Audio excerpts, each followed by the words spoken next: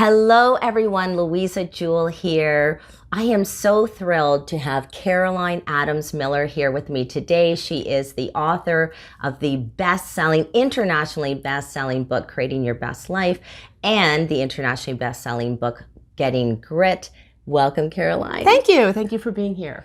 So we're actually in Washington, D.C., in Caroline's beautiful living room. We have spent the last few days goal setting for this year, and we have learned so much from Caroline because Caroline is also an international leading expert in goal setting. So Caroline, I'm so thrilled that you're here to share some of your tips. Well, thank you for bringing me to your audience because this is such an important topic. January, which is right now, is usually when people are setting New Year's resolutions and goals for the year. And I find from working with people over the last several decades and studying goal setting theory at Penn in our program, the Masters of Applied Positive Psychology, that many people set goals, but they don't know there's something called goal setting theory. And they're under the misconception that SMART goals, law of attraction, just approach goals are the ways to set goals. And yet we all know, if we're in this field, that there's a true science to it that involves self-efficacy, self-determination theory,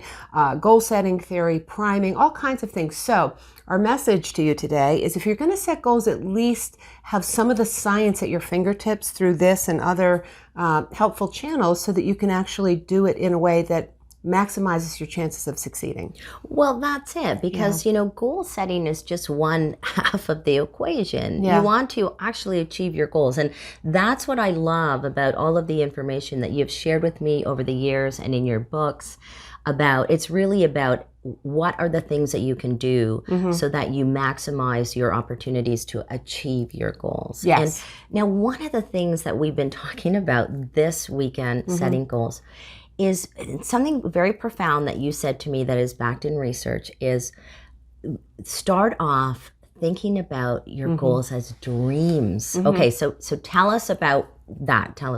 Well, so this is the research of Richard Boyatzis at Case Western University, and he is a well-known researcher in the fields of well-being, motivation, etc. So he used to talk about, let's set goals, and you have to talk about goals, and yet with more recent fMRI studies of the brain, he and his fellow researchers have found that if you start with the word dream, what is your dream? What are the things that you dream about accomplishing? What is your dream for 2020? What is your dream for this particular, team that you're working with? What do you dream that you can accomplish together in collaboration with others?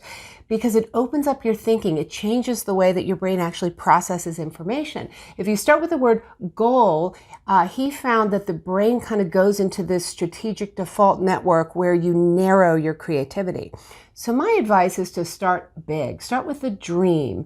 What is the dream for the next 5 years, the next year, the next month? And then from there, I believe we come and drill down to what are the goals. And then, of course, you have to separate it into learning goals and performance goals. But let's start with the word dream now and see what else emerges as we go through this process. And I think that has really made the difference when we were setting goals this weekend to talk about dreams, because it gets you into possibilities thinking, right? It really opens you up. It is. Right? And in positive psychology, we all were instructed to talk about best possible future self. That's a very famous exercise that Laura King, Sonia Lyubomirsky, and others have used. So I think that's one way people get at it, best possible future self. But the word dream is definitely evocative of magic. And it's like you were talking about the DeShazer miracle question. That's another way, I think, of getting at, wow, what's out there? What's possible? So play around with the words that actually can evoke a different kind of thinking and behavior in terms of how you then go from there to goal setting, but then do the goal setting piece right too. Yeah, exactly. Yes. And everyone has to read Caroline's book, Creating Your Best Life, which will take you through all that goal setting theory. But excited to say, there's another book coming out. Tell us.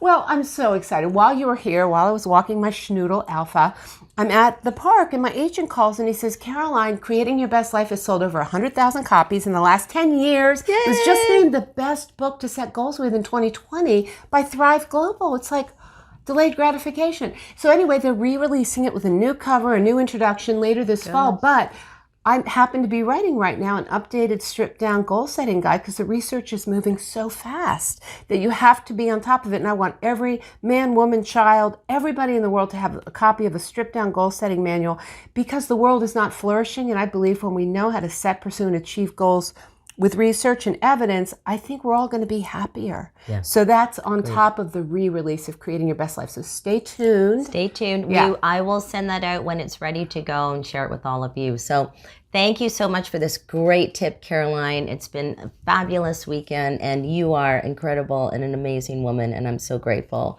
to have you as a good friend. So thank you so much. Back at you. Thank you. It's All definitely reciprocal. right. Give me a hug. Oh. Bye.